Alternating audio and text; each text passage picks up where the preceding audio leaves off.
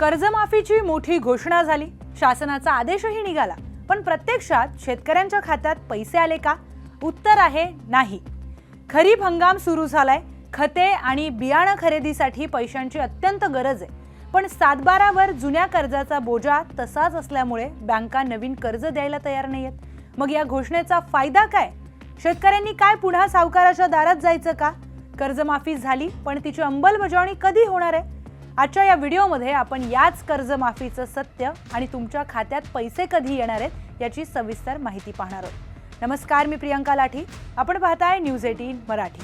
गेल्या दशकभरात राज्य सरकारकडून 2 वेळा शेतकरी कर्जमाफी करण्यात आली, परंतु सातत्याने येणारी नैसर्गिक आपत्ती आणि शेतमालाला अपेक्षित भाव मिळत नाही, त्यामुळे शेतकऱ्यांना मोठं नुकसान सहन करावं लागतंय। परिणामी कर्जाचा डोंगर वाढत जातो आणि शेतकऱ्यांवर टोकाचं पाऊल उचलण्याची वेळ येते। हीच परिस्थिती ओळखून सरकारने पुन्हा एकदा शेतकऱ्यांना कर्जमुक्त करण्यासाठी पुण्यश्लोक अहिल्यादेवी होळकर शेतकरी कर्जमाफी योजना जाहीर केली। या योजनेअंतर्गत राज्यातील तब्बल 56 लाख शेतकऱ्यांना फायदा होणार आहे। यामुळे सरकारच्या तिजोरीवर 36,585 कोटी रुपयांचा मोठा भारही पडणार आहे। मग आता अडचण कुठे आहे? आता ते समजून घेऊया। आकडेवारी खूप मोठी आणि दिलासादायक वाटते, पण खरी मेख इथेच आहे। राज्य सरकारने शेतकऱ्यांना कर्जाच्या बेड्यांमधून मुक्त करण्याचा निर्णय घेतला आणि आदेशही काढला। शेतकऱ्यांना अपेक्षा होती की खरीप हंगामाच्या सुरुवातीलाच याचा फायदा होईल, पण आदेश निघून 2 आठवड्यांचा कालावधी उलटला तरीही अद्याप शेतकऱ्यांना याचा कोणताही प्रत्यक्ष लाभ झाला नाहीये। शेतीचा खरीप हंगाम सुरू असल्यामुळे खते असतील, बियाणं खरेदीसह विविध कामांसाठी शेतकऱ्यांना सध्या पैशाची गरज आहे, पण कर्जाच्या बोजामुळे नवीन कर्ज मिळणं अवघड झालंय आणि शेतकऱ्यांना सावकाराच्या दारात जाण्याशिवाय पर्यायच उरला नाहीये असंही बोललं जात आहे।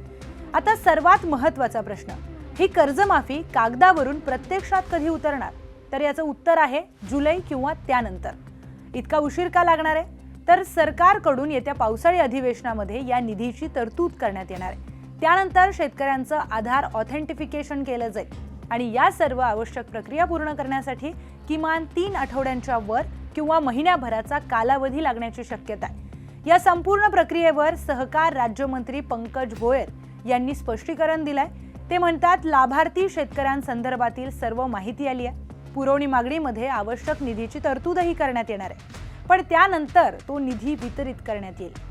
सरकार अधिवेशन आणि प्रक्रियेची वाट पाहत असलं तरी शेतकऱ्यांचे डोळे आभाळाकडे आणि बँकांकडे लागलेत। शेतकरी नेते राजानंद कावळे यांनी अत्यंत रास्त मागणी केली आहे। त्यांच्या मते शेतीचा हंगाम सुरू असल्यामुळे शेतकऱ्यांना आत्ताच पैशाची गरज आहे। कर्जमाफीचा लाभ मिळाल्यास नवीन कर्ज घेणं सोयीस्कर होईल, त्यामुळे सरकारने तात्काळ घोषणेची अंमलबजावणी केली पाहिजे। तसेच बँकांना सुलभरित्या कर्ज मंजूर करण्याचे निर्देशही दिले पाहिजेत। अर्थात घोषणा तर झाली आहे, पण जोवर 7/12 कोरा होत नाही आणि हातात नवीन पिकांसाठी पैसे येत नाहीत, तोवर शेतकरी तणावातच राहणार आहे। तुम्हाला काय वाटतं? सरकारने ही प्रक्रिया तातडीने राबवण्यासाठी बँकांना थेट आदेश द्यायला हवेत का? तुमचं मत, तुमच्या प्रतिक्रिया, तुमच्या भावना कमेंट्समध्ये आम्हाला नक्की सांगा आणि व्हिडिओ महत्त्वपूर्ण वाटला असेल तर शेअर करायला विसरू नका।